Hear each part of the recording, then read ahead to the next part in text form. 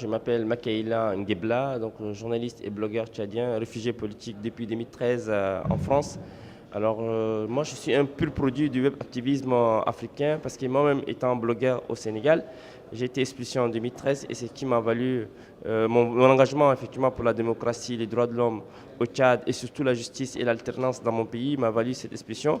Et donc, je m'identifie complètement à cette deuxième édition d'Africtivis, qui est un espace fédérateur des initiatives individuelles, des blogueurs, des activistes indépendants, des journalistes, ou de toute voix discordante ou de toute voix qui pense que la justice et la démocratie sont des valeurs fondamentales si on veut construire un état de droit, si on veut construire effectivement une démocratie effective dans nos pays, et notamment en Afrique qui est devenu un continent, un nid de conflits armés, un nid d'injustice sociale, un nid d'inégalité aussi sociale.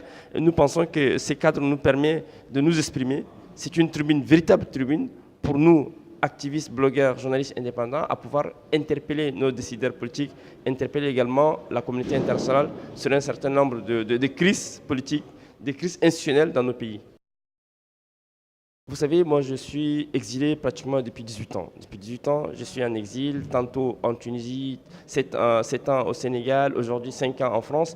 Et ma mère qui était décédée, paix à son âme, en 2015, je ne l'ai pas vue. J'ai essayé de tenter de l'amener en France, je n'ai pas pu le faire. C'est pour vous dire que l'exil est une contrainte. Nous, on appelle, au niveau de la maison de journalistes à Paris, on dit que l'exil est aussi une répression, c'est une répression morale. Vous êtes complètement coupé de votre famille, vous êtes coupé de votre base.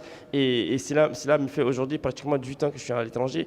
Et je pense que grâce à ces mouvements affectivistes, je remercie déjà les initiateurs, notamment Cheikh Fall et les autres blogueurs africains d'avoir pensé à cela.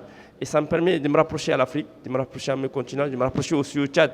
Et mon combat s'inscrit dans cette dynamique de changer les choses dans mon pays et qu'un jour, je ne suis pas appelé à rester indéfiniment en France, je suis appelé un jour à venir rentrer dans mon pays, servir ces pays que j'aime beaucoup, ces pays qui, malheureusement, du point de vue international, les gens ne veulent pas accorder un intérêt particulier au combat des Tchadiens. Et je pense que moi et d'autres amis comme Abdelkrim Yacoub, comme Mamassali Daoud et d'autres, pensons que nous devons apporter notre partition pour changer les choses au Tchad. Je suis tout à fait convaincu au regard de l'ouverture hier et de la participation des acteurs institutionnels et surtout de la participation du président du Faso qui a été convaincu par Cheikh Fall, par son entourage, d'accueillir Affectivist 2018 à Ouaga après le Sénégal. Vous savez, le Sénégal est une grande démocratie.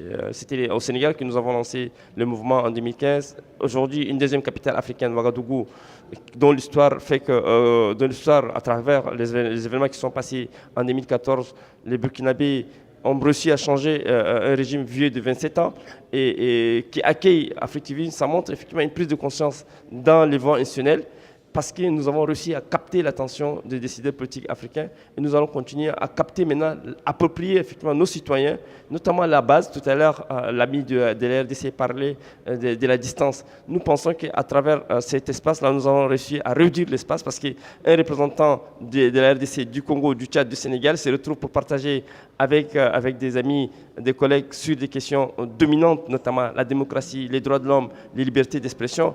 Nous pensons qu'on a réussi à diminuer la question de distance. Donc à travers cela, on a fait de cet espace un espace de plaidoyer, des tribunes, pour sensibiliser les décideurs politiques et de pouvoir toucher effectivement le fond des questions, qui est le changement politique, la justice pour tous, l'égalité des citoyens et la gestion transparente des ressources du pays. C'est ça qui est important. Et nous Africains, on ne peut pas continuer tout le temps à nous inspirer des pays européens et à être les mendiants de l'Occident. Nous devons prendre notre destin et faire en sorte que nos populations puissent vivre vraiment en paix et dans la dignité.